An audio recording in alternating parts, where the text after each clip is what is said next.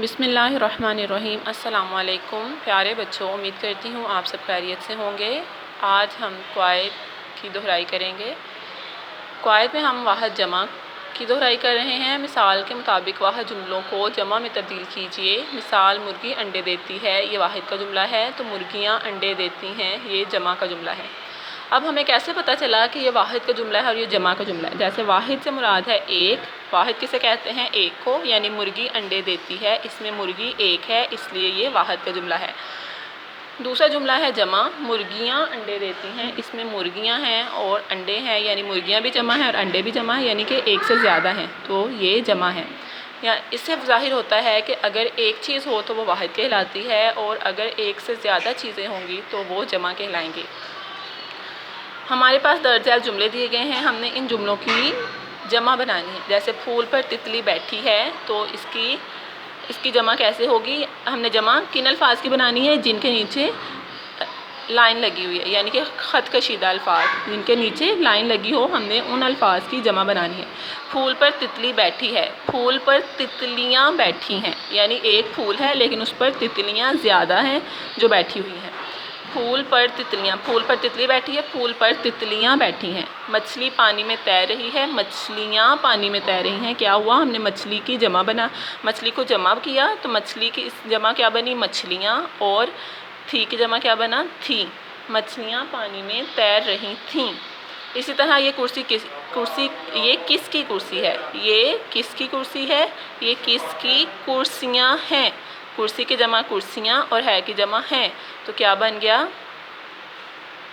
ये किसकी कुर्सियाँ हैं। इसी तरह आपने दर्ज झैल जुमलों की दोहराई करनी है और इनके वाहिद के जुमलों को जमा के जुमलों में तब्दील करना है। दूसरा हमारा सवाल है कि तितली का सिफाती जाल देखिए। सिफाती जाल यानी एक तितली दी गई है और तितली की सिफात किसे कहते हैं? खूबियों को। तो हमने क्या करना है कि तितली की खूबियाँ बतानी हैं और उन खूबियों की मदद से हमने तितली का जाल बनाना है। जैसे तितली क्या है? छोटी है, ये इसकी सिफत है, और ख़ूबसूरत है। आपको पता है कि हर तितली बहुत खूबसूरत होती है। और तितली प्यारी है। इसके अलावा तितली रंगीन है, उसके रंग बिरंग हैं, रंग ज़्यादा कलर्स की है, मतलब ज़्यादा रंगों की है, तो ये रंगीन है।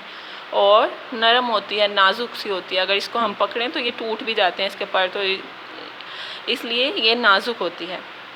इसी तरह हमारे पास सरगर्मी नंबर 9 है कि इसी तरह अब आप मंदरजा झैल के सिफाती जाल बनाइए। जैसे हमने तितली की खूबियाँ बताई कि वो छोटी है, रंगीन है, प्यारी है, खूबसूरत है और नाजुक है। इसी तरह अब आप फूल की और सेब का सिफाती जाल बनाएंगे।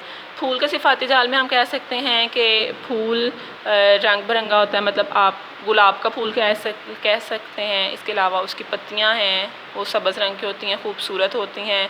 फूल भी नरम होता है और खूबसूरत भी होता है, नाजुक भी होता है, और ये मुख्तलिफ़ अशकाल का होता है, यानी कि मुख्तलिफ़ शक्ल का होता है। इसी तरह अब आपने फूल की और सेब की भी बतानी है। सेब मज़े का होता है, सेब सुर्ख रंग का भी होता है, पीले रंग का भी होता है, ग्रीन रंग का भी होता है, सब्ज़ रंग का भी होता है। इसी तरह अब आपने सेब का रंग बताना है, इसका जायका बताना है, इसकी सूरत बतानी है कि ये गोल होता है, सेब जैसे गोल होता है, या इसी तरह कि ये मीठा होता है। ये इसकी सिफ़ात है। तो आपने अब फूल और सेब की सिफ़ात की मदद से फूल का और सेब का सिफाती जाल बनाना है।